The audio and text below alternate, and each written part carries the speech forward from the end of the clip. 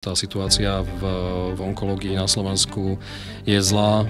Ja myslím, že normálne treba povedať, že je v podstate stále katastrofálna. My máme obrovské množstvo odvrátiteľných úmrtí, pacientov, ktorí zomreli predčasne a zbytočne, a s týmto číslom vieme niečo robiť. My sme taká veľmi špeciálna organizácia, pretože vlastne ju tvoria bývalí onkologickí pacienti. Ľudia, ktorí si tým peklom liečby prešli, ktorí si to všetko zažili na vlastnej koži, vlastne sprevádzajú a vysvetľujú vlastne verejnosti, ako ochrániť seba a svojich blízkych pred rôznymi druhmi onkologických ochorení. Že tá informovanosť hľadne prevencie je mizerná, ak nie úplne že hrozná. Majú spoločnú vyšetrovňu dva lekári a druhý dobehol: vraj tu máš nejakú celebritu, a ja stiahnuté gate.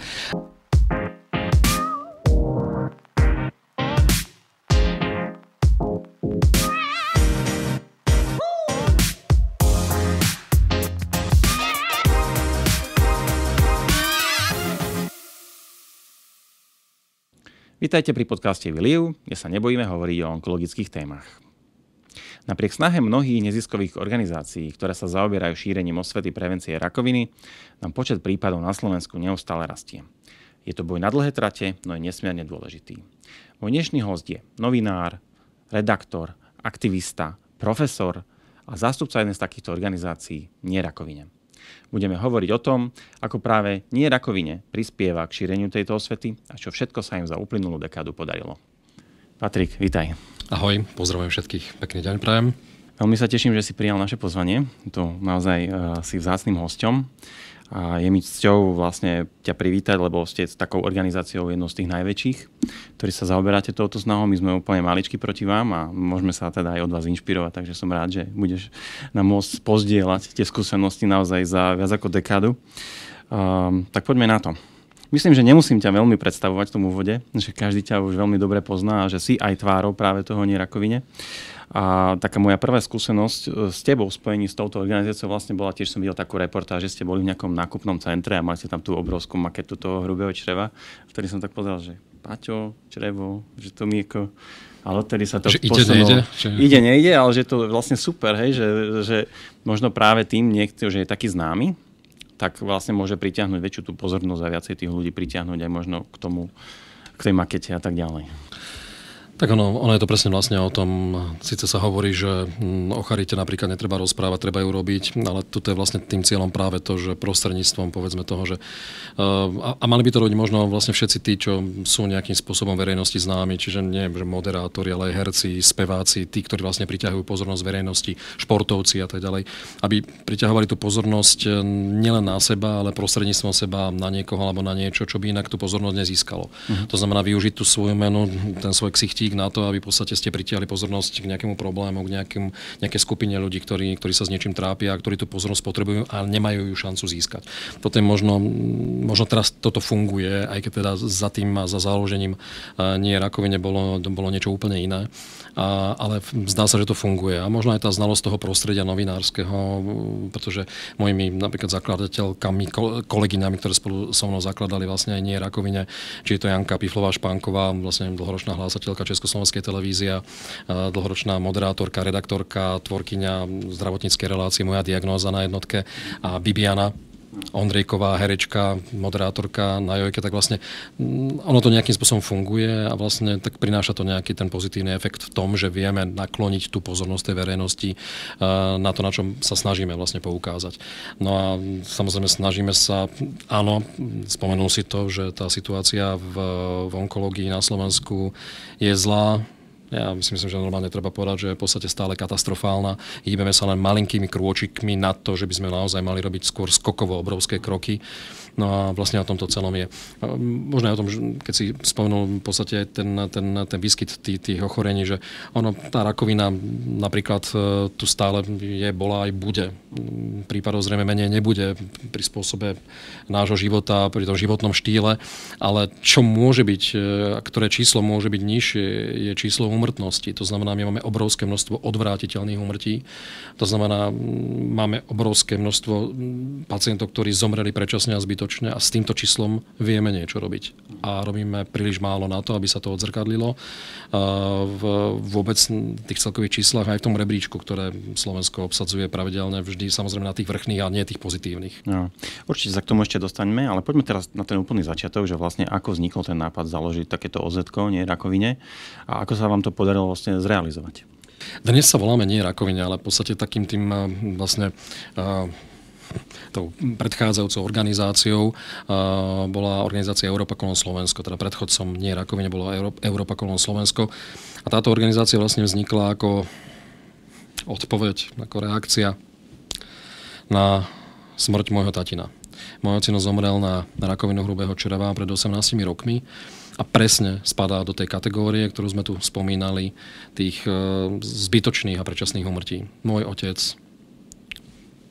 zomrel predčasne a zbytočne. Keby sme možno v tom čase viac vedeli o onkologických ochoreniach, o možnostiach prevencie, keby sme tušili s otcom, že existuje nejaký primitívny, hlúpy test, ktorý keby si v 50-ke, kedy sa teda aj odporúča, že bezpodmienečne si ho spraviť, keby si ho spravil, tak síce sa hovorí, že nikdy nehovor, nikdy a keby bolo keby, ale keby si ho ten test spravil, tak mohol ešte žiť. No a to bolo niečo, čo nejakým spôsobom aj v mojom okolí tak ako evokovalo tú potrebu urobiť s tým niečo. Odpoveďou bola organizácia Európa kolom Slovensko, a ktorá sa teda prioritne zameriavala práve na boj o lepšiu liečbu, dostupnosť liečby a o lepšiu prevenciu v prípade rakoviny hrubého čreva a konečníka. No ale tie naše aktivity postupne nás prerastli túto diagnózu. Mnohé z tých vecí, ktoré sme odštartovali a začali robiť, tak sa začali, v podstate neboli obmedzené len na túto jednu onkologickú diagnózu, ale v podstate začali sa dotýkať aj tých ďalších a preto vlastne došlo k také transformácii a vzniklo neskôr aj nie rakovine. No paradoxne ani dnes veľa ľudí netuší o nejakom teste toho ochutného krvácania, takže určite tá osveta je veľmi potrebná. Dobre, prosím ťa, aký veľký je ten tým? Aká veľká je tá vaša organizácia? Tak hlavne my sme taká veľmi špeciálna organizácia, pretože vlastne ju tvoria bývalí onkologickí pacienti. To znamená ľudia, ktorí si tým peklom liečby prešli, ktorí si to všetko zažili na vlastnej koži a potom príbuzní pacientov, ktorí o svojich blízkych prišli. To je aj môj prípad Bibiany Ondrejkovej, ktorej zomrel otec na rakovinu pankreasu. Čiže vlastne sú to ľudia, ktorí vlastne majú bezprostredný kontakt s tým ochorením, či už z tej strany alebo z onej. No a v podstate nie sme nejaký veľký tým, alebo sme veľkí, alebo sme mali. Máme v podstate dnes, k dnešnému dňu, okolo 60 dobrovoľníkov vlastne po celom Slovensku, ktorí v podstate tak ako aktívne pôsobia v organizácii a ktorí vyvíjajú vlastne tie naše aktivity. A to musím ale povedať, že akože jednak nájsť takýchto ľudí, to bol naozaj teda, že to bola naozaj veľmi dlhá a náročná cesta. Nie je to také jednoduché presvedčiť človeka, aby po tom všetkom, čo si prežil, aby sa ešte v tejto problematike vôbec v myšlienkach venoval. Nie je to ešte v tých podobách, v ktorých sa venujú práve títo naši dobrovoľníci. To znamená to jatrenie rán, to, že si pripomínajú všetko to, čo prežili. To je pre mňa niečo, čo naozaj chce asi z veľmi silných ľudí, ale zdá sa, že práve to ochorenie a ten celý ten proces boja s tým ochorením ich tak nejako zocelila, urobil z nich silných ľudí a preto možno to nejakým spôsobom dokážu. Bol ťažký vlastne v podstate nájsť takýchto ľudí a dnes ja som vďačný za každého jedného to, že to v podstate už niekoľko rokov vlastne aj s nami ťahajú a že robia to, čo robia, lebo asi sa k tým jednotlivým formám dostaneme, ale sú to pre mňa jednoducho frajeri. Toto asi málo kto nejakým spôsobom dokáže napríklad navštevovať onkologické ústavy, ktoré by už najradšej v živote nevideli a chodiť tam pravidelne každý týždeň do služieb a venovať sa onkologickým pacientom, súčasným pacientom, ktorí vám pripomínajú všetko to, čo ste už prežili, čo máte, teda prežívať to znova. To je podľa mňa veľmi, veľmi ťažké. Oni to tak neberú, ja to možno ešte prežívam viac a možno to dramatizujem, ale takto to vnímam ja, a takéto mám ja z toho pocity a preto tých ľudí obdivujem. Určite je to veľká vec, však poďme si teraz vlastne povedať, čo robíte. Ja som čítal na vašom webe, že v roku 2023 ste navštívili 33 miest po celom Slovensku. Máte viac ako 6500 návštevníkov.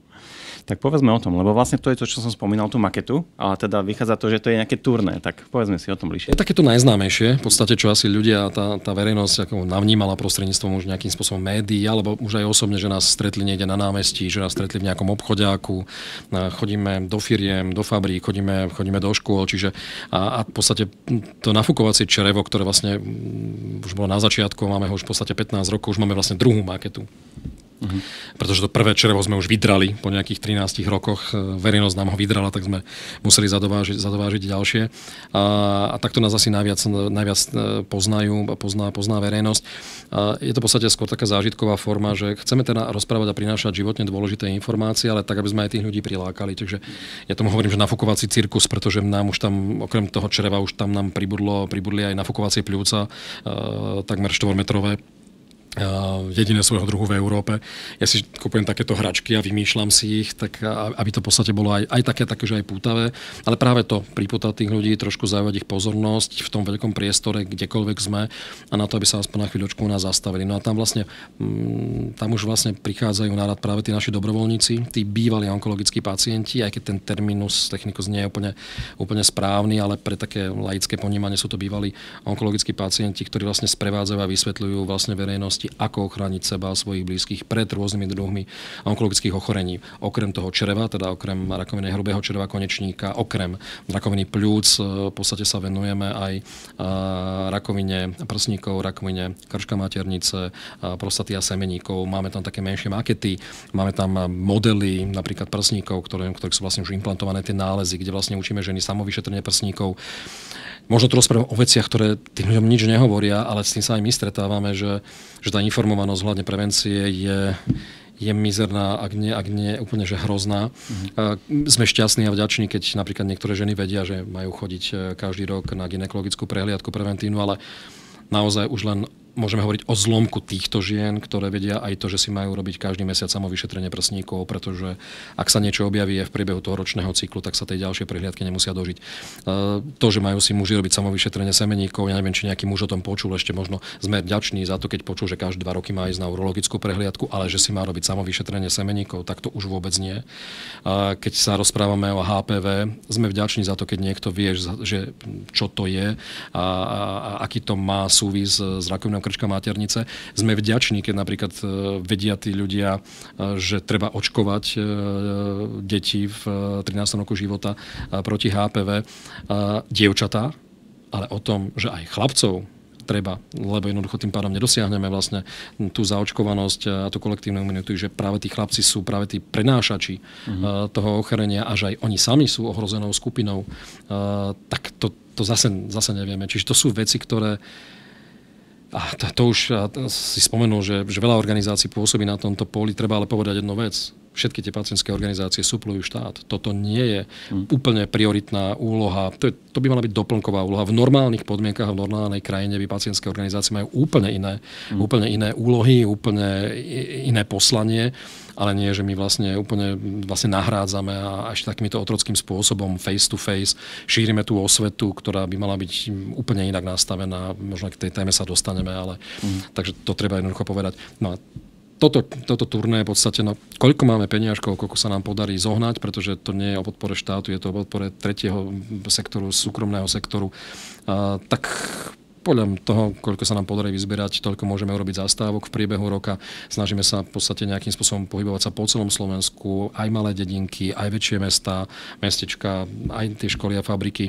Treba si ale uvedomiť, že v podstate, keď ideme na nejaké podujatie, či už do obchodného centra na námestie alebo niekde, tak vlastne vedeme všetko na vlastné náklady. To sú veci, na ktoré si musíme nejakým spôsobom našetriť, zarobiť.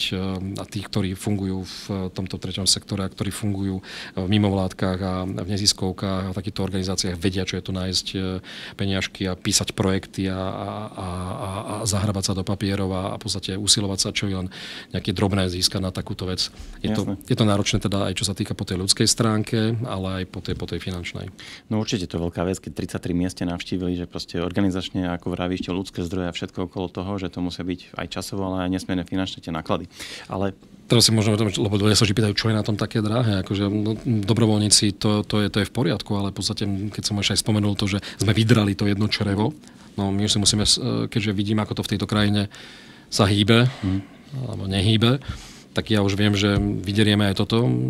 Tiež nám dali životnosť tak 10 rokov, takže už máme 4 roky za sebou.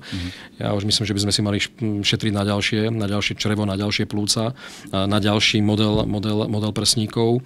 A to pri predstave, to možno ľudia veľakrát sa ma pýtajú, že čo stojí to črevo, čo tak 2-3 tisícky?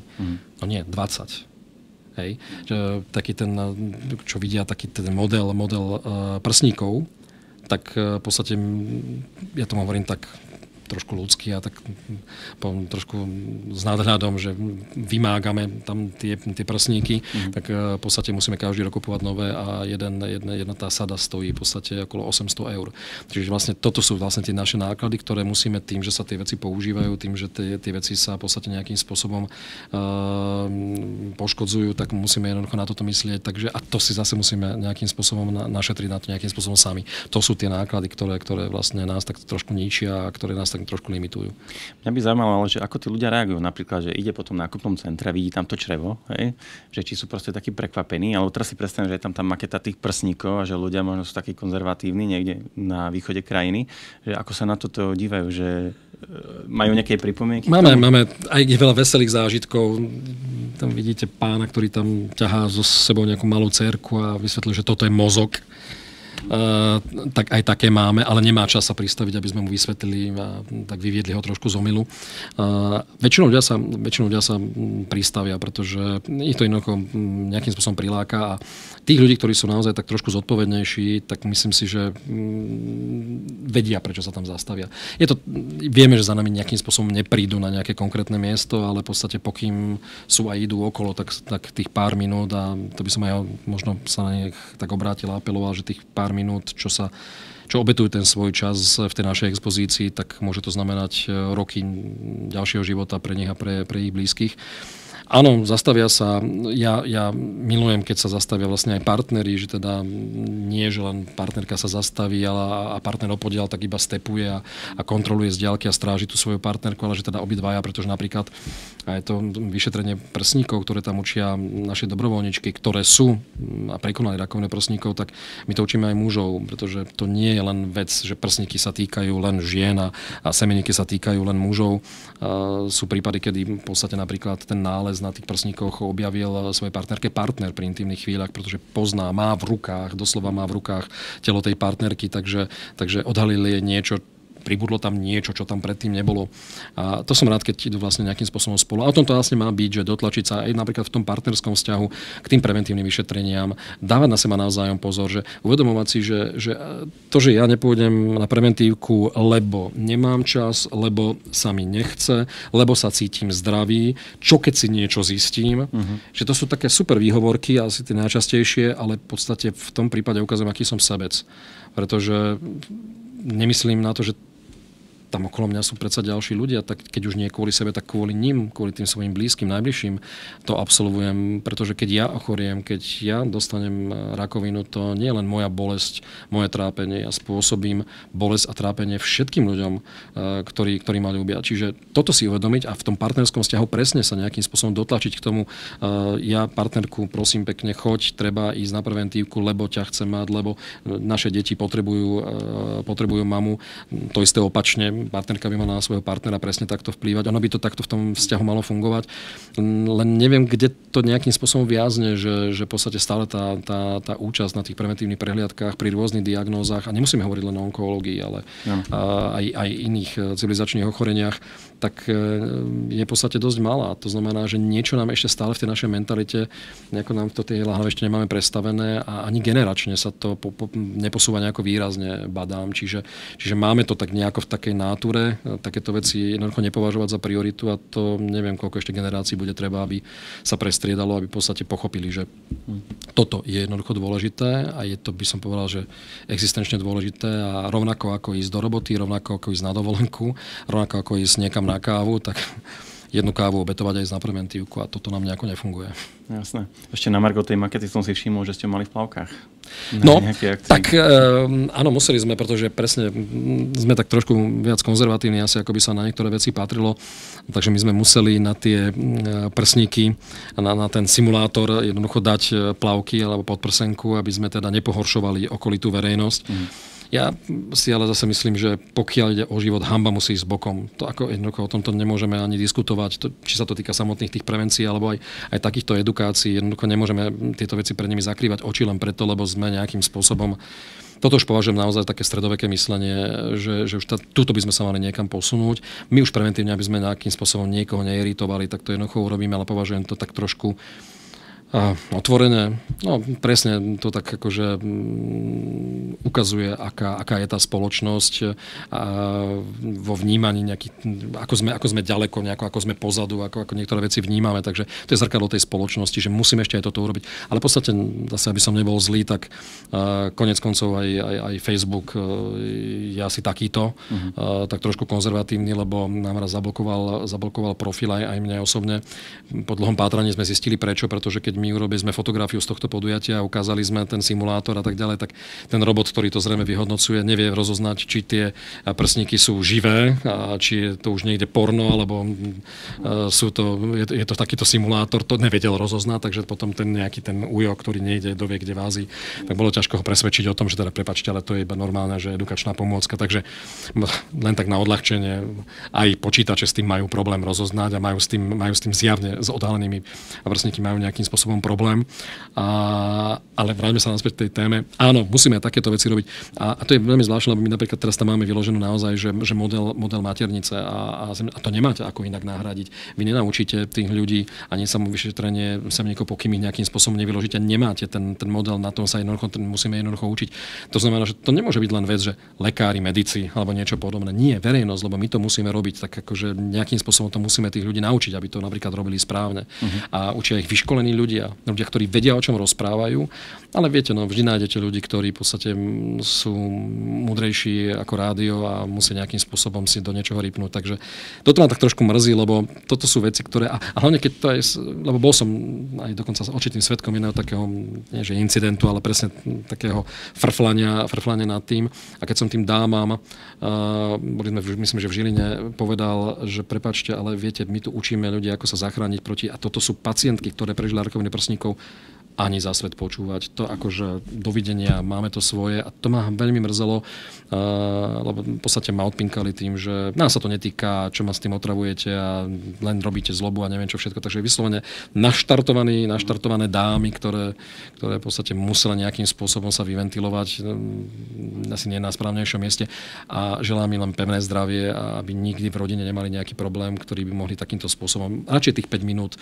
frflania, mohli sa niečo naučiť, mohli niečo naučiť svoje céry, možno svoje vnúčky, niečo naučiť svoje kamarátky a mohli niečo urobiť pre seba a pre blízkych. Presne tak, ten človek nevie, kedy bude na tom druhom brehu, že?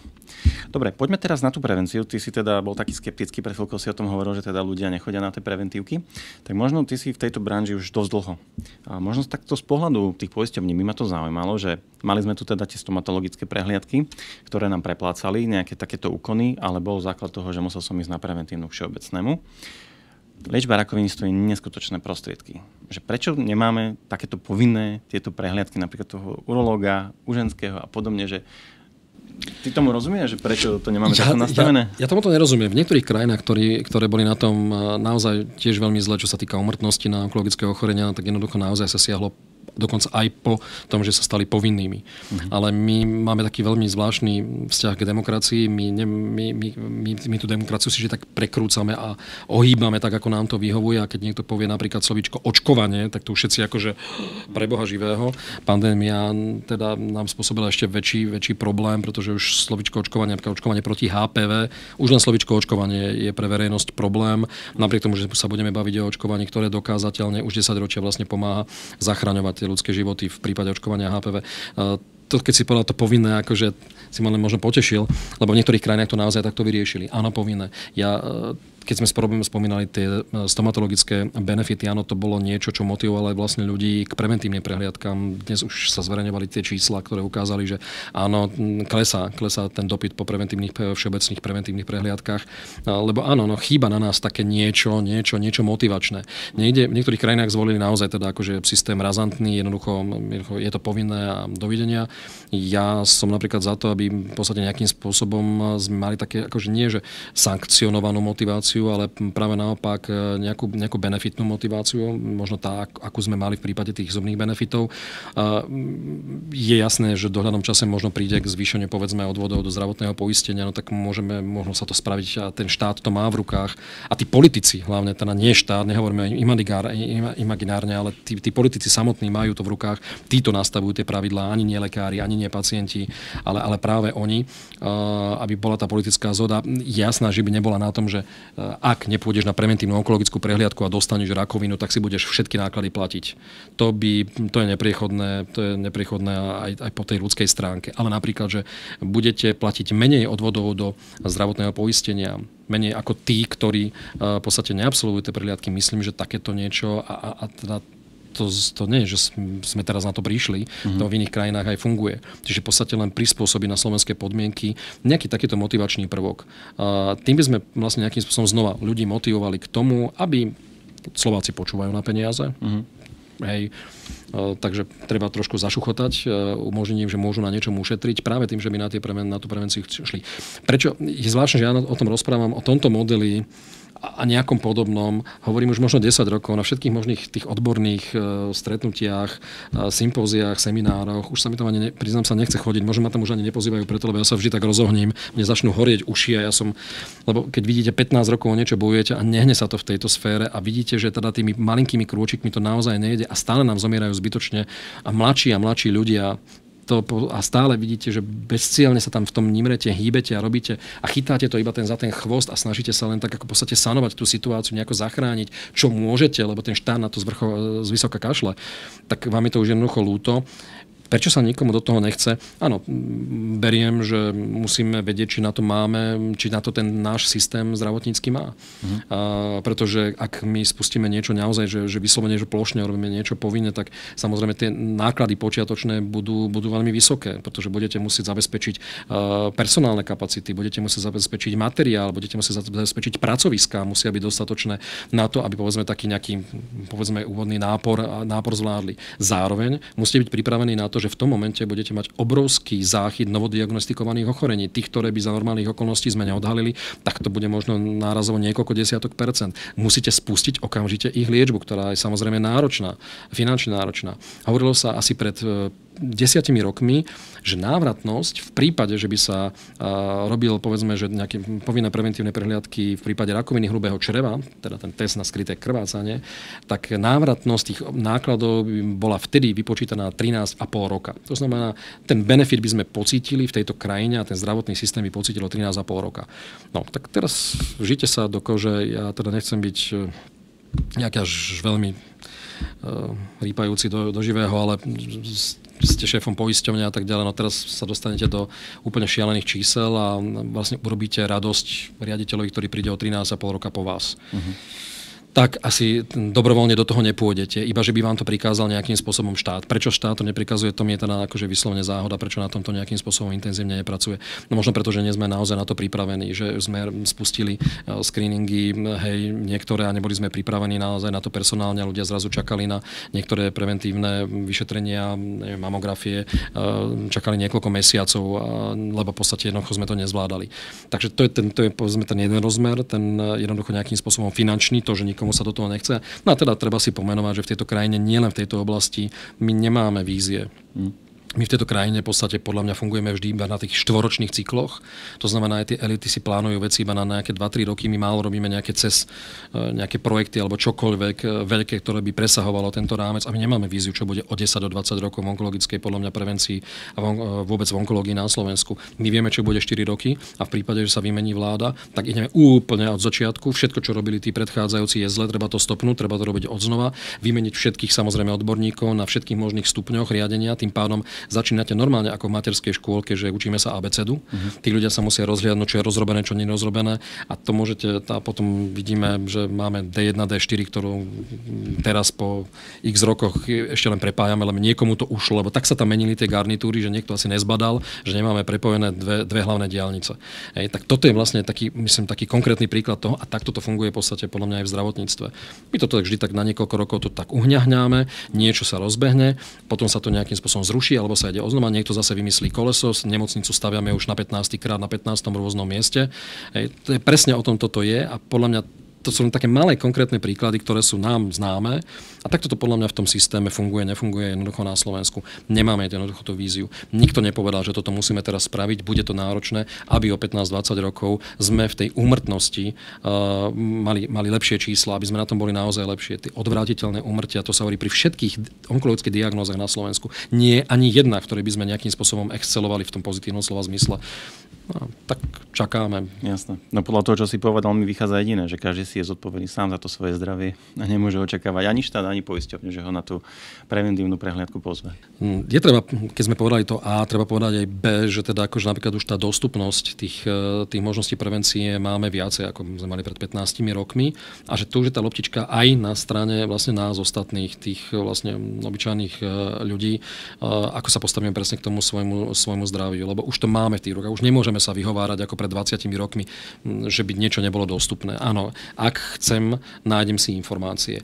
Ak chcem, nájdem si toho lekára, u ktorého absolvujem preventívnu prehliadku. Tie možnosti jednoducho sú. A to už zase to naše nastavenie. Ale je fakt, že pokým sa o to nezaujímame my, tak samozrejme nečakajme, že niekto sa o nás postará. Naša skúsenosť, napríklad z Hrubého Červa, v ktorom aj ja sprevádzam, tak je napríklad o tom, že časť ľudí ani nevie, že nejaký test na okultné krvácanie existuje. Časť ľudí vie, ale nedostáva ho, pretože nechodí na preventívne prehliadky.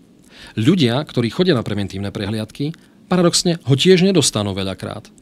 Z čoho mi vyplýva, že vlastne to je absolútne nesystém. Tu neviem, aké percento vlastne ľudí dostane sa k tomu testu tak, ako by malo. Ja keď mi tam niekto povie, že má skvelého všeobecného lekára, že v rámci preventívnej prehliadky dostali v podstate tú ampulku, že doneste stolicu a dostali ten test, hovorím, že tak mu ručičky, nožičky boskávajte, lebo to je v podstate nejaký výnimočný pán doktor, ktorý na vás myslí, nezabudol, má to nejako sprocesované v tom systéme, vie, že to máte urobiť, takže máte skvelého doktora, držte sa ho a nepustite ho. Prečo potom sa stáva aj to, že nedostanú to v rámci preventívky. No a potom samozrejme niektorí vôbec nechodia na preventívky a niektorí ani o tom teste samozrejme nevedia. Čiže je to mnohom na nás. Ja tomu vždy hovorím, že viete čo, no, keď chcete, vypýtajte si, keď nechcete, nevypýtajte si. Pýtajte sa, keď nedostanete. Tá iniciatíva musí byť aj na vašej strane. Takže veľa má čo dobiehať štát a v tom našom myslení sa to musí tak trošku predstaviť. A možno aj v tom, že ja sa strašne spolieham na tú mladšiu generáciu, ktorá by mohla nejakým spôsobom tak trošku vplývať aj na tých, vlastne naše ročníky a na tých starších a tak trošku nás citovo povydierať. Keď sme na škole, ja že musím prispôsobovať tú retoriku podľa toho, s kým sa rozprávam, či so starším človekom alebo s mladým človekom. Keď som so starším, hovorím, že vám by malo záležať na tom, aby ste videli vyrastať svoje deti a svoje vnúčatá. A tým mladým zase hovorím, že pekne treba ísť za mamou, za babkou, za detkom a povedať mama, otco, babka, detko, keď nie kvôli sebe, kvôli mne.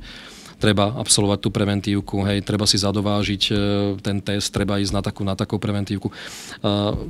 Chcem, aby ste boli na mojej stúžkove, chcem, aby ste boli na mojich promóciách, chcem, aby ste videli, ako mi vyrastajú deti, chcem, aby ste mi ich varovali, keď ja budem chcieť ísť niekam na dovolenku alebo niečo podobné, že tak to citovo povydierať. Čo je ale problém zase tejto krajiny?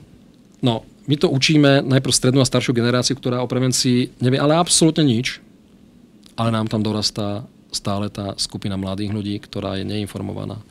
My sme nezaviedli stále do školských osnov, čo je len nejaká zmienka, čo len zmienku o onkologických ochoreniach, o prevencii. A ja tomuto nerozumiem. To znamená, my budeme ťahať tú mačku za chvost ešte koľko 10 ročí, pretože to, že my ešte niečo teraz budeme sa snažiť nejakým spôsobom zachrániť tú strednú staršiu generáciu, no ale mladá nám tam stále dorastá. Bez informácií. Ja stále rozmýšľam, že keď v kabinete biológie v 9. triede, keď tam stojí ten kostlivec, tak do čerta, tak tam postavím ešte aj tú maketu a simulátor prsníkov. To je jedna vyučovacia hodina. Naučím tie decká samovyšetrenie prsníkov, naučím to aj chalanov, lebo teda sme si povedali, že to musia vedieť vlastne partneri, musia to vedieť navzájom. Čo? No chalani budú mať prvú polúciu, prvýkrát v živote si šáhli na kozy, budú si z toho robiť storička na Instagram, ale v hlave im to zostane. Jednoducho budú mať nejakú pamäťovú stopu a mnohé z týchto vecí, z tých preventívnych sa už týkajú ich aj toho veku. Oni čoskoro, len pár rokov videli od toho, aby už v podstate tieto veci sa ich jednoducho netýkali pri niektorých onkologických diagnózach. To znamená, mnohé sa už ich týkajú, či sa to týka plúza, fajčenia, či sa to týka očkovania HPV, krčka maternice, či sa to týka tých semeníkov prostaty. Ale v hrubom čreve síce ešte nie sú rizikovou skupinou, ale tam môžu práve vplývať na tú strednú a staršiu generáciu, na svojich rodičov a starých rodičov. Ale my to stále tých učebných osnovách nemáme. my to stále nemáme šancu tie decká naučiť. Čiže nám zase taká tá blbá generácia neinformovaná jednoducho naozaj dorastá a to je jedno ustavičný kolotoč. To znamená, že nie je to len o nejakom zdravotníctve, ale aj napríklad o tom školstve. Že aj tam to musíme niekam posunúť, ak s tým chceme niečo urobiť. A máte aj nejaké projekty, kde oslovujete práve túto najmladšiu generáciu? Áno, chodíme aj po školách. Nám sa osvedčilo chodiť povedzme po stredných školách s druhákmi, s tretiakmi, štvrtákmi, ktorými už môžeme úplne otvorene na rovinu rozprávať sa o týchto veciach. Oni sú už v pohode schopní a vnímaví a vedia navnímať aj práve túto problematiku, túto ťažkú problematiku. Najprv som sa bál, keď sme mali také prvé stretnutia, že ako to dopadne a predsa len to je akurát obdobie také toho dospievania a puberty. Ale stačí, keď tým mladým ľuďom som povedal ten môj príbeh, to, že som si ja svojho otca nezachránil a oni ešte majú šancu a že sa im budú prihovárať bývalí pacienti, ktorí si tým všetkým prešli, tak všetkým zamrzne ten úsmev na tvári, pochopia tú situáciu bez akéhokoľvek ďalšieho nejakého vysvetľovania a normálne pozorne to vnímajú. Vieme to urobiť rýchlo, efektívne, za hodinu 20 prejdeme všetkými diagnózami v skupinách, máme to krásne, logistika vyriešená. Ale zase je to o tom, že keď na tej škole zvládneme 200 študentov za to dobedie, to je stále taká otročina a stále hovoríme o takých kvapkách a my nemôžeme tieto veci takýmto spôsobom riešiť. V tejto chvíli inú cestu nemáme, musíme to robiť takto. Ale toto nie je cesta. No s tým pribúdajúcim počtom tých prípadov vlastne o chvíľku ani nebude rodina, ktorej by sa to netýkalo. Takže možno práve tam je ten výborný apel tých mladých, že môžu zatlačiť na svojich rodičov, na svojich starých rodičov a možno aj ohľadom tej preventívky a tej informovanosti. Využívate aj sociálne siete, aby ste týchto mladých zasiahli? Áno, aj keď teda v podstate veľmi veľa vecí, aj to, čo v podstate riešime, sa týka práve tej strednej, už teda na staršej generácie, teda už vlastne tých rizikových skupín, ktoré tie ochorenia najčastejšie dostávajú. Ale áno, pretože to sú v podstate dnes už naozaj nezasiahnete ľudí nejakými siahodlhými, vystúpeniami v televízii a podobné veci. Dneska naozaj všetci žijú strašne rýchly život, potrebujete krátkými videami, storkami, potrebujete jednoducho zapôsobiť na všetky tie generácie a aj tá stredná staršia generácia už v podstate funguje na tom internete. Áno, je to jeden z nosičov. Treba využiť všetky, ktoré sú dostupné. Že kedysi to bolo obmedzené len na rozhlas, tlač, televíziu. Dnes už naozaj tie sociálne siete ponúkajú obrovské množstvo možností, ako sa k tým ľuďom nejakým spôsobom dostať a prepracovať. Otázne je, že stále si vyberáme ten obsah. Každý si vyberáme ten svoj obsah a do akej miery si niekto vyberá aj ten obsah, napríklad, že zdravý životný štýl, zdravie, prevencia a podobné veci. No tak to už je taký problém, že dostať sa cez túto bariéru, to je zase len o nastavení každého človeka. A čo teba motivuje stále sa týmto zaoberať? Lebo veľa vecí si pred chvíľkou povedal, že ako nefungujú, alebo že sa hýbete len veľmi malými kročikmi. Čiže je to taký boj s veternými mlynmi, ale napriek tomu sa tomu venuješ už 15 rokov. Áno, akože nebudem sa stavať ani do situácie, že nemám krízu a že už niekedy nie som z toho frustrovaný, že som z toho nešťastný, ale sú tam možno tie dva momenty, že niečo som si zažil a nejakým spôsobom je to taký záväzok, že niečo s tým urobiť, nedá sa na to pozerať. Že viete, že môžete to ovplyvniť a iba sedieť so založenými rukami, nejako mne to nedá. A pokým to nejakým spôsobom ešte budem zvládať, tak akože áno, treba. A podľa mňa asi každý, a to sa netýka mňa, ale všetkých, ktorí v podstate sa snažia aj z iných pacientských organizácií, tak určite to robia presne preto, že chcú niečo zmeniť, chcú prispieť k tomu, aby toho utrpenia v tých rodinách bolo čo najmenej. A to je taká jedna a druhá, taká obrovská motivácia sú pre mňa práve tí dobrovoľníci. Pretože čo ja mám čo frflať alebo fňukať, keď oni to dávajú. A ako som už na začiatku vlastne povedal, že to sú tí frajeri a keď oni to dávajú s absolútnym prehľadom navonok, vnútri to musia spracovať nejakým spôsobom, ale oni sú ochotní, oni v podstate si jatria tí ráni, oni do toho vkladajú oveľa viacej toho emočného, toho ľudského, tak ja nemôžem povedať, že z niečoho som už nejakým spôsobom znechutený. No môžem, ale jednoducho proste musí sa to nejakým spôsobom pohnúť. A možno aj vďaka tomu, že som tu, že tu teraz rozprávam, a že to možno niekedy opakujem a rozprávam to na rôznych miestach, tak možno práve tým tlakom a možno tou kritikou a hľadaním tých riešení a posúvaním tých vecí, že to posunieme naozaj niekam ďalej. A v podstate aj tých politikov dokáže rozhýbať iba verejná mienka, to znamená nielen ja, ale všetci ďalší, ktorí budeme na to tlačiť, verejnosť, ktorá bude na to tlačiť, médiá, ktoré budú na to tlačiť. Treba jednoducho tie politické elity jednoducho donútiť, že toto je tiež priorita a treba sa tomu nejakým spôsobom v zásade venovať a urobiť už radikálne nejakým spôsobom rozhodnutia. Nielen tak akože tak trošičku sa tešiť z maličkosti a robiť si tlačovečky každú chvíľu z toho, že niečo málo sa niekam pohne. Nie, to už potrebuje naozaj také, že radikálne riešenia a také vyslovene systémové a globálne v podstate v rámci tej onkológie. Takže v podstate výzva pre ľudí proste tlačiť na to a stále otvárať tú tému, pokým sa tá téma stále rozpráva sa o nej, tak je tu a nebude možné ju zamiesť pod koberec. Ak sa o téme prestane rozprávať, prestane sa na to tlačiť, tak pokým niečo politika netlačí, no tak samozrejme na to zabudne a bude to ignorovať. Takže treba, aby ich niečo tlačilo. A čo môže občan urobiť, aby tých politikov tlačil? Ako je možné vytvoriť ten tlak? Vytvára sa všeobecne stále.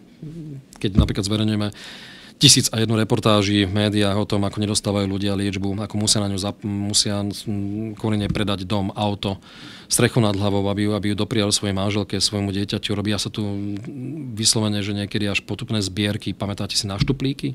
Jak my sme tu zbierali vrchnáčiky z petfliaž, preto aby sme dopriali niekomu liečbu, aby sme dopriali niekomu nejaké rehabilitácie alebo niečo podobné.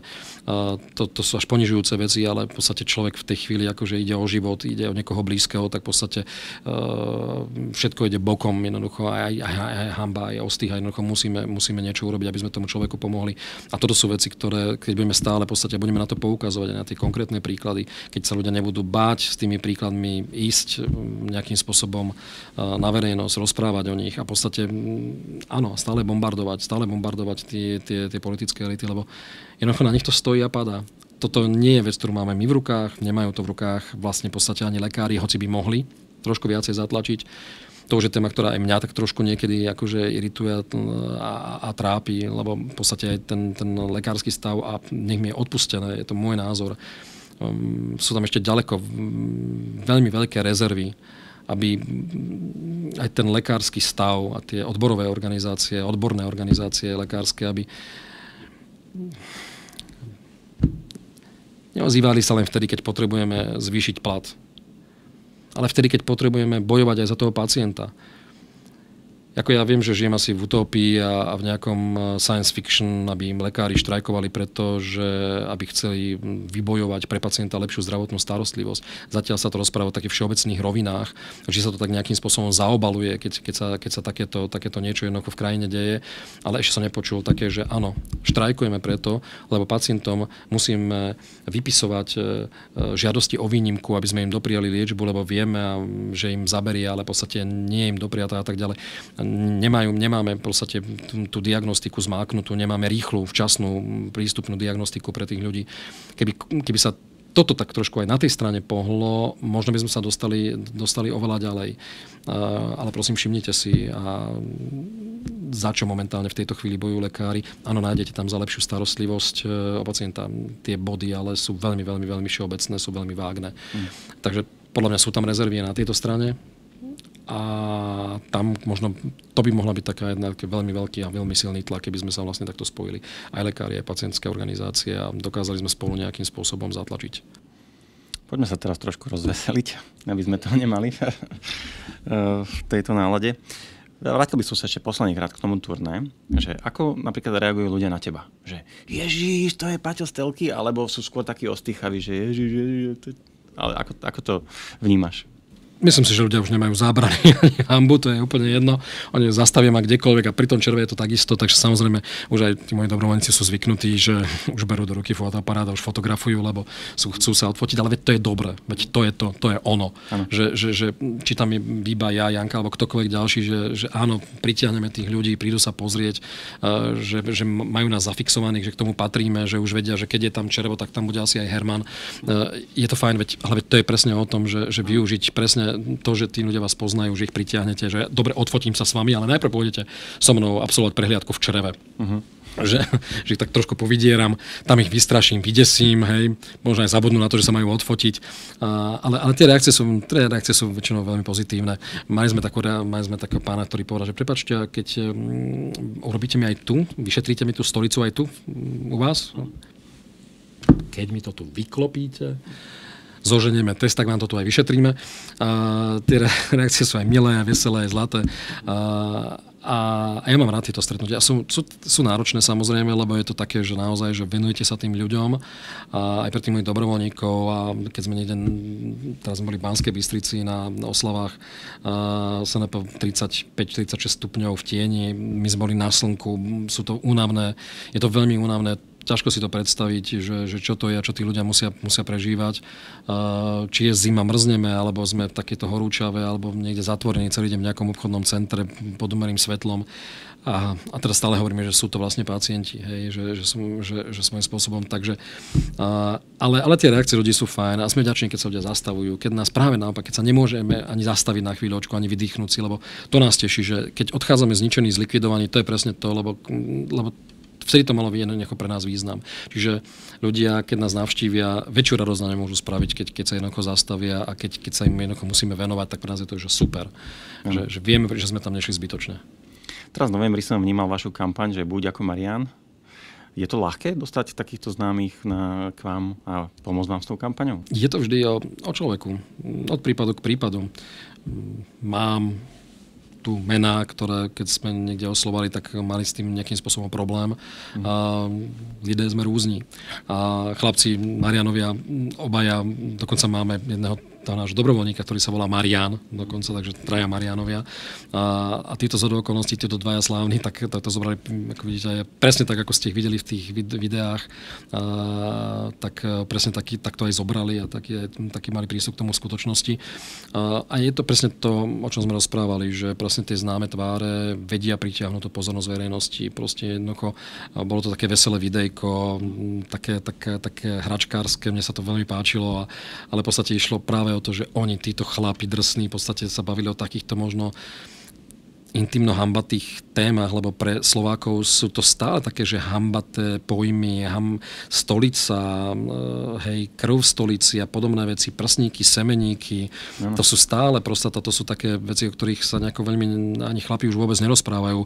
Neviem, či potom to by muselo byť veľmi čudné, keby pri pive niekde v krčme sa rozprávali o tom, robil si samovyšetrenie prsníkov, na čo nahmatal si niečo. Tak semeníky sú akurát tak zdrojmi vtipov, ale nie takýchto vážnych debát, na takúto tému. A keby to bolo úžasné, keby sa tí chlapi o tomto bavili, to sa samozrejme jednoducho nebudú. A kto vie, či ženy sa bavia, možno ženy viacej sa bavia o týchto prevenciách a o tých svojich ženských veciach, ako napríklad chlapi, takže pri chlapovi je to už akože celkom veľký úspech. Ja tiež som bol taký, že kým som sa dokopal na svoju prvú urologickú prehliadku, tak akože muselo k tomu prísť spôsobom, že som pre iné podozrenie, iného ochorenia musel absolvovať urologickú prehliadku. Z okolností som bol až v Košiciach v Šaci, ale tú náladu a tú atmosféru, ktorú vytvorili už sestričky v tej čakárni, v ambulancii, tá sranda, ktorá pokračovala u toho lekára, u toho urológa, to, že ja som tam bol, to by som ani nemal, ale na dokreslenie je to veľmi pekné, že som tam bol s stiahnutými gaťami a majú spoločnú vyšetrovnú dva lekári a druhý dobehol, vraj tu máš nejakú celebritu a ja stiahnuté gate. Ale to mi pripadalo v tom momente tak strašne milé, tak odľahčujúce tú situáciu, takže to sme možno načali zase ďalšiu tému, že nielen mať tú zodpovednosť za všetko, ale aj to prostredie a mať kapacity personálne, technické pracoviská, kde môžete absolvovať tie vyšetrenia, ale aj ten prístup toho personálu, aby bol taký, aby nebol traumatizujúci alebo pre toho človeka nepríjemný, že áno, pre chlapa naozaj ísť na urológiu, to už je akože fakt, to už o čom sa tu rozprávame, hej, to už je akože dimenzia. No, tak aby to tam bolo príjemné. A dnes ja som to inde nevyskúšal, ale ja chodím na preventívku do Košíc, do Šace, takže tam robím si vždy výlet a idem na urológiu. A to sa týkalo napríklad aj kolonoskopie. Dnes je pre nás ani nie už ten problém naučiť ľudí, že existuje nejaký test, ktorý dokáže odhaliť to krvácanie v stolici. Mimochodom existujú aj ďalšie metódy, aj spoľahlivejšie, ale čo sa týka pomer cena výkon a efekt, tak toto je tá správna forma, ale dokopať tých ľudí potom napríklad na kolonoskópiu, keď ten test je pozitívny, alebo v prípade rodinnej nejakej predispozície. Odtabuizovať tú kolonoskópiu. Do dnešného dňa sa stále rozpráva to, čo rozprávali naše babičky, že pri kolonoskópiách sa trhajú črevá, dochádza k perforácii a pacient zomiera. Pre Boha živého, kde sme už, to nie sme zase v stredoveku, ale šíri sa to dnes v roku 2024 a vám to povie každý druhý, ktorému poviete v tom čreve slovíčko kolonoskopia, pritom sa trhajú čreva. Čiže akože, a v tomto tiež musí ten štát niečo urobiť, lebo to je presne o tej informovanosti, o tom vzdelávaní, o tom poskytovaní dostatočných, relevantných informácií, že prepáčte, toto už je blud, toto už proste, prosím vás pekne, to odkiaľ ma to už nešírte ďalej, to už neprenášate na terajšiu mladú generáciu, aby o 30 rokov to povedali aj oni, že sa pri kolonoskopiách trhajú vo veľkom čreva a podobné veci. To znamená, ten strach, aby tí ľudia jednoducho nemali, aby boli, že ponúknuť im možnosti, že sa to dá robiť v anestéze, že sa to dá robiť v analgosedácii. Ja som tiež sralo. To hovorím, že ja som tiež nebol zažíva kolonoskopia, čo ste sa zbláznili. No ale v podstate existujú formy a dnes môžem povedať, a bol som teraz pred 2 mesiacmi s môjim bratom, ktorý bol rovnako sralov ako ja, ale som ho presvedčil, mal už nejaké také, že už tak trošku mu niečo zablikalo, takže sa dal nahovoriť, išiel som s ním, je to vždy dobré ísť napríklad vo dvojici so súrodencom, s kamarátom. Poprvé je to také, že už keď ide on, tak nepokazíte to, že už tam idete aj kvôli nemu, že to neodvoláte, ale je pritom aj obrovské množstvo srandy sa jednoducho dá zažiť a zase bolo to pracovisko, kde sme sa zasmiali, kde to bolo príjemné, kde to bolo fajn. Prebudíte sa, je to za vami a toto treba, aby ľudia si šírili, že nie je to nič strašné, choď, absolvoval som to. Ale zase je to nadlho, zase je to na dlhý beh a zase by tom veľa urobila tá informovanosť vo väčšej miere, taká systematická, aby sa to k tým ľuďom dostalo, že nemusia sa bať kolonoskopie, nie je to nič také, čo by neprežili a dá sa to urobiť aj komfortne. A sú pracoviská, na ktorých sa môže ešte z toho tešiť. Jasné. Ale možno na margo toho, že možno tých ľudí odradzajú aj tie dlhočakacie doby, hej? Že na tú kolonoskopiu nie je ničím výnimočné, že 6 mesiacov sa čaká, 3/4 roka. Že ak my budeme šíriť tú osvetu a tí ľudia tam budú chcieť ísť, tak sa na ňu nebudú vedieť dostať. Že ako z tohto proste výjsť z tohto začarovaného kruhu. To sú tie naše kapacity, to sú tie naše hranice, naše limity, nakoľko dokážeme, a keby sme aj spustili niečo naozaj že veľmi plošné, nakoľko sme my na toto pripravení, aké by boli čakacie lehoty. A už sa nám to niekoľkokrát pri niekoľkých screeningoch ukázalo, že sme neboli na to jednoducho pripravení. Ale viete, to si poviem, že viete, keď už sa fakt som presvedčený, že konečne idem na nejakú kolonoskopiu alebo na niečo, už nefrflíme na všetko. Tak to bude o 3 mesiace, bude to o 4 mesiace. Pokým som doteraz nebol celý život 40 rokov na urologickej prehliadke 45, tak už tých 4-5 mesiacov trpezlivo počkám, nemusím sa zase zblázniť a bušiť do toho, aký je neschopný ten štát a neschopný ten systém. No tak si samozrejme počkám, pokým to nie je život ohrozujúce, pokým to nie je niečo, že potrebujete sa dostať pre podozrenie naozaj vážne, kedy je to vec neodkladná, tak jednoducho na tú bežnú preventívku si môže jednoducho človek počkať a urobiť si jednoducho čas. Pokým si ja viem zarezervovať dovolenku pol roka dopredu a čakám na ňu pekne, krásne a zaplatím si teraz už na leto a hej, tak to je presne o tej istej preventívke. Nemusíme zase všetko byť, že na druhý deň musíme mať. Samozrejme, človek to už tak prenáša trošku z toho, že nedostane bohužiaľ ten termín ani vtedy, keď je to akútne, ani vtedy, keď ide o život, ani vtedy, keď je v ohrození zdravia a života. Pri mnohých, nielen pri týchto onkologických veciach, tak samozrejme človek má takú tendenciu tlačiť na ten termín čo najskorší, ale tuto myslím si, že zase nič sa strašne nedeje, keď niekedy počkáme. Keď sme 45 rokov neboli, tak tie 4 mesiace kľudne počkajme, nič sa nedeje, zapíšme si to, pôjdeme tam, budeme spokojní, keď to budeme mať za sebou, budeme mať informáciu na niekoľko rokov, že som safe, som v pohode, toto mi jednoducho nehrozí. A nemyslím si, že napríklad by to malo byť nejaké zase aj časovo náročné. Ja stále hovorím, že chlapi, koľko vlastne sa nás týka tých preventívok, okrem všeobecnej. Máme tam nejakého urológa za 2 roky, máme tam tú rakovinu hrubého čreva, čo na preventívke všeobecnej dostaneme ten test, čiže čo máme 2 návštevy lekára, ženy, povedzme o 2 viacej. Koľkokrát chodíme na kávu za týždeň? Na pivo do krčmy, na kofolu. A sme tam čo, 15 minút? Nie, sme tam hodinu. Hodinu a pol, 2. To nie je akurát ten čas, kým sa odvezieme na tú preventívku, na ten termín, absolvujeme preventívku a odideme naspäť. Je to len o tom, ako si dáme tie priority. O ničom inom to nie je. Vynechajte jednu kávu za 2 roky. Hovoríme o jednej káve za 2 roky. Dajte bokom, obetujte ju tej preventívke. Takže nehovoríme o niečom, že chceme nejako strašne od seba veľa. Takže takto by sme to možno mali tak trošku premyslieť a povedať si, však vlastne čo? Nič nás to nestojí, zadarmo to je. Dobre, 2 hoďky aj s cestou tam aj naspäť. budem spokojnejší. Robím to pre seba, robím to pre ľudí okolo seba. Úplne súhlasím. Poďme teraz hovoriť o tých poradniach.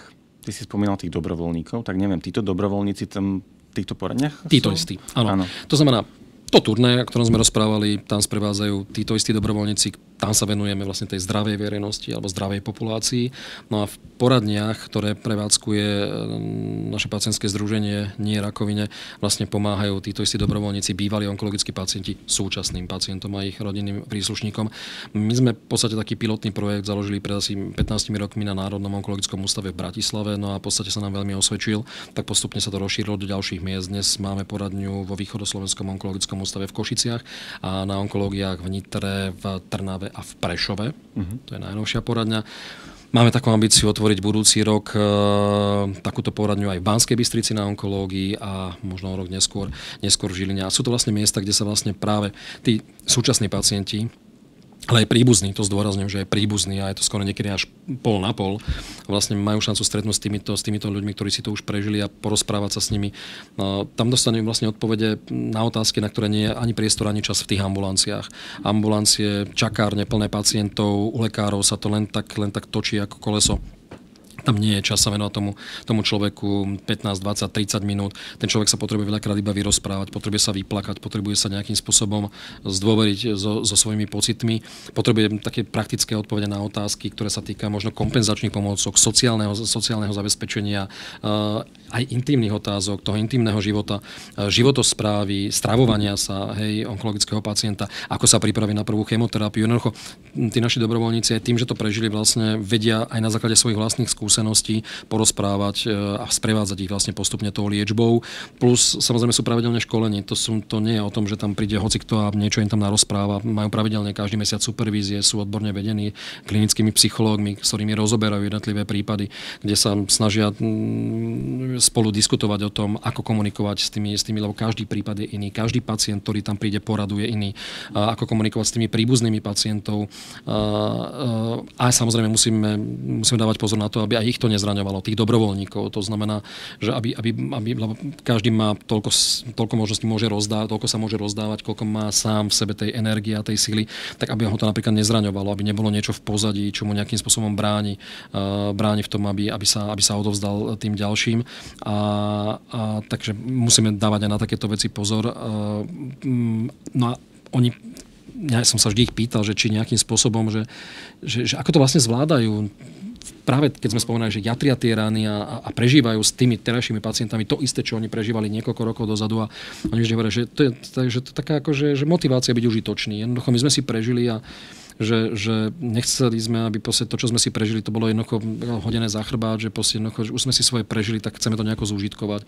Aby to pre niekoho malo nejakým spôsobom zmysel, toto na ne naozaj obdivujem a majú tú trpezlivosť sa tými ľuďmi jednoducho venovať. V Bratislave bolo to taký záujem, že nemáme jeden deň v týždni, ale až 3 dni v týždni poskytujeme poradenstvo. A to ma samozrejme teší. A aj ten záujem tých iných nemocníc a iných onkológií, aby sme jednoducho tam takéto niečo otvorili priamo na tvári miesta, priamo na tej onkológii. Tí pacienti tam prichádzajú ráno napríklad na odbery, na konzultácie, čakajú, kým povedzme v popoludňajších hodinách večer dostanú chemoterapiu. Čiže majú stále ten priestor na to, aby nás navštívili a vo veľmi veľkej miere chodia práve tí príbuzní. Buď chodia aj so svojím blízkym, ktorý je chorý, alebo chodia sami. A napríklad sa informujú o rôznych veciach, aj napríklad o tom, ako komunikovať s tým svojím chorým príbuzným. Tiež aj my príbuzní máme veľa otázok. A o tom to vlastne aj bolo. Vlastne podnetom bolo presne to, keď bol chorý môj tatino. Ja nemám jediné slovíčko, ktorým by som nejakým spôsobom spochybnil liečbu. O môjho tatina sa po odbornej stránke určite dostal všetko to, čo dostať mal a o tom ani nepochybujem. Ten profesionálny prístup lekárov tam jednoducho bol, ale ja som mal, aj ocino mal milión otázok, na ktoré sme nemali šancu dostať odpovede. A kde sa koho opýtať? Niekoho, kto už má za tým. Veď na tej onkológii tam sú stále len pacient, príbuzný, ktorí majú rovnaké otázky alebo podobné otázky, ako sme mali my. Takže bola tam taká potreba, že opýtať sa niekoho, kto už to má za sebou, kto to nejakým spôsobom prekonal a presne na základe toho vznikla tá myšlienka založiť pacientskú poradňu, aby tam dali sme vlastne šancu tým terajším pacientom a ich príbuzným, aby sa mali kde opýtať na to, na čo sa jednoducho snažia sa získať odpovede. Google všemocný. To je najväčšie peklo a to je podľa mňa, prosím vás pekne, akože odtiaľ potiaľ. Nie je nič horšie ako pregooglovaný pacient, hovoria lekári. Na nejakej ambulancii bol kedysi taký nejaký nápis, že ak ste sa už diagnostikovali na Google, druhý názor nepotrebujete, skúste Yahoo. Hej? Takže nepotrebujete ísť k lekárovi a toto presne s tým sa stretávame nejakým spôsobom aj my. Ten Google nie je všemocný, dokáže niekedy veľmi urobiť veľa zla, dokáže veľmi zmiasť, lebo je ten pretlak informácií, jednoducho to človek nedokáže spracovať, pokým nie je nejakým spôsobom vedený a správne usmernený odborne. Takže my sme radi, keď tí ľudia majú dôveru jednak voči lekárom a jednak aj napríklad voči nám takých tých bežných životných otázkach a odpovediach. A ako to prakticky funguje? Že keď tam niekto chce ísť na tú poradňu, je tam nejaký objednávkový systém, alebo tam príde do čakárne a počká? Príde, zaklope, vidí, ak je prázdne, okamžite prichádza alebo chvíľočku počká. Tie stretnutia nebývajú dlhé, oni sú naozaj regulované, to znamená, nie je to o tom, že tam niekto bude sedieť 2 hodiny a to si vedia ustrážiť tí dobrovoľníci, aby to bolo teda naozaj užitočné a aj vecné, a aj aby bol teda priestor pre tých ďalších. Takže bez objednávania prídu vtedy, keď cítia tú potrebu, že sa chcú stretnúť, že sa chcú porozprávať. V poradni sú väčšinou vždy 2 dobrovoľníci s rôznymi onkologickými diagnózami v prípade, že sú to nejaké veľmi špecifické otázky. Oni sú väčšinou veľmi, veľmi také, že sú také všeobecné a sú také, že sa týkajú všetkých diagnóz, ale pokým je to niečo veľmi špecifické, tak sa vzhľadom na to, že v našom združení pôsobia pacienti všetkých onkologických diagnóz, takže vedia sa pospájať, vieme odovzdať kontakt, vedia si zatelefonovať, vedia si napísať s tým pacientom, ktorý má nejakú otázku, vieme ich nakontaktovať, vedia si navzájom poradiť, povzbudiť sa, takže ono to funguje aj sama, krásne to funguje. Predpokladám, že na vašej stránke tam naši diváci vedia nájsť všetky informácie. Na stránke Nie rakovine nájdu všetko, nájdu kontakty a aj tie kontaktné miesta sú podľa mňa také, že dohľadateľné a nájdu, a väčšinou už ľudia, aj tí pacienti vedia, kde sa nachádzame, že poznajú tie miesta, kde nás nájdu. Áno. Na vašej stránke som si všimol, ale že máte aj online poradňu, že tam môžu teda ľudia klásť otázky a že tie otázky boli aj celkom promptne zodpovedané. Áno, máme niekoľko tých poradní, týkajú sa rôznych diagnóz, to znamená pod každou tou sekciou sa snažíme mať aj online poradňu, kde vlastne odborníci sa snažia nejakým spôsobom poradiť, snažíme sa, aby tú odpoveď dostali jednoducho čo najskôr. Musí to byť teda relevantná otázka, mala byť nejakým spôsobom konkrétnejšia, zodpovedateľná aj takýmto spôsobom na diaľku. Nie všetko sa dá takýmto spôsobom zodpovedať, ale v podstate funguje. To je to jedna z ďalších fóriem. Máme aj telefonickú linku, na ktorú môžu ľudia zavolať a informovať sa, zase ich vieme nejakým spôsobom presieťovaní sme, takže zase ich vieme nejakým spôsobom nasmerovať. Jednoducho ponúkame všetky možné formy, ktoré môžu tým ľuďom pomôcť zodpovedať tie ich otázky, pretože niekedy práve to, že nemáte tú odpoveď, vás viacej desí, že radšej poznať odpoveď, nech je akákoľvek, nech je aj možno nejaká ťažká a nech je možno aj trošku taká, že vystraší, ale človek má rád, keď vie, do čoho ide, keď má tie odpovede, keď pozná napríklad tie rizika, ide do toho inak, ako keď nepozná, je neinformovaný. Tá neinformovanosť je veľmi zlá, je metúca, podľa mňa veľmi strašidelná pre tých ľudí, takže potrebujú poznať odpovede, keď im ich dáte a lepšie príjmajú liečbu, lepšie ju zvládajú. No ja som si všimol, že tie otázky a odpovede sú verejné. Ja som si prebehol teda pár tých odpovedí a ma to až trošku vydesilo, že čím všetkým, akými diagnózami proste ľudia prechádzajú. Ale sú to veľmi užitočné tieto informácie. Mimochodom, to je zaujímavé vedieť, lebo samozrejme ten problém toho človeka je tým najväčším problémom na svete. Ale možno tam si tak trošku tak človek to tak akože vyrovná a urovná aj u seba, že môže to byť ešte horšie a že niektorí ľudia sú na tom oveľa horšie, majú oveľa ťažšie stavy, oveľa horšie diagnózy a tak ďalej, že to môže, ono to všetko so všetkým jednoducho súvisí. Treba tie informácie vnímať, treba ich vnímať z relevantných zdrojov, treba si ich načerpať čo najviac, ale potom sa vždy nejakým spôsobom vrátiť k tomu odbornému hľadisku. My napríklad teda aj v tých poradniach aj všeobecne nenahrádzame lekárov, my neriešime otázku liečby a diagnostiky. To je vec lekárov, to sa rieši v ambulanciách. My riešime práve všetko to ostatné, ktoré tú liečbu samotnú sprevádza. A aké máte plány na rok 2025? Čo chystáte? Viete, to je udržať pacientské poradne pri fungovaní. Ono, keď zakladáte niečo, to sa tam ešte nájdete nejakých partnerov a nájdete ľudí, ktorí nejakým spôsobom vám pomôžu postaviť to nejakým spôsobom na nohy. Firmy, ktoré prispejú, pomôžu a urobí sa z toho pekná slávnosť a tak ďalej. To je ten začiatok. ale druhá vec je udržať to pri živote potom ďalšie roky. To už pre mnohých nie je zaujímavé, už tá vizibilita firiem a reklama a podobné veci, už to nie je zaujímavé, už nemôžete robiť novinárske briefingy a tlačovky o tom, že niečo funguje a robiť to pravidelne každý mesiac, aby ste niekomu sa nejakým spôsobom zavďačili.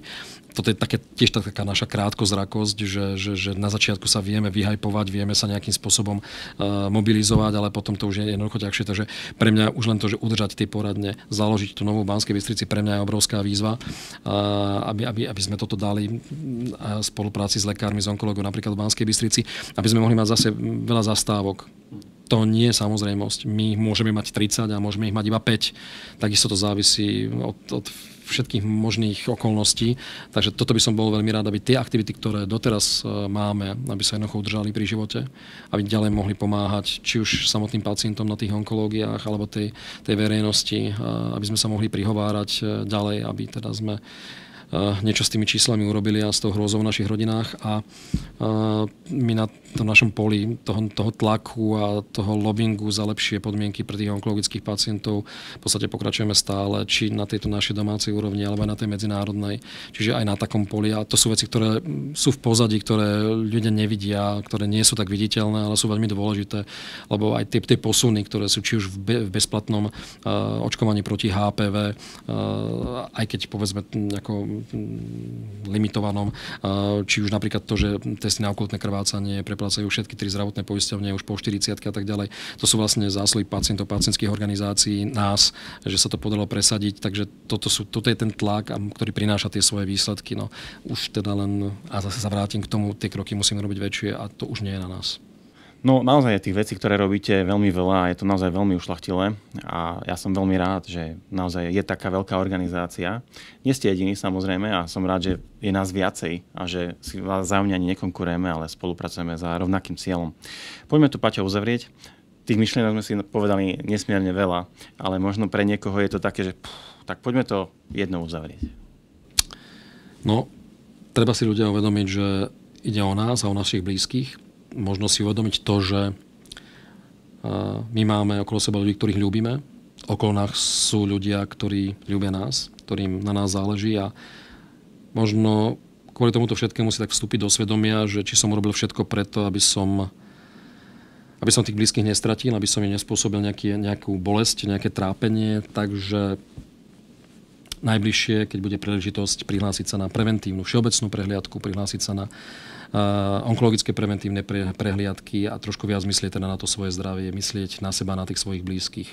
Keď už teda nie kvôli sebe, tak kvôli tým svojim blízkym urobiť niečo, na čo môžeme byť hrdí. Súhlasím s tebou na 100%.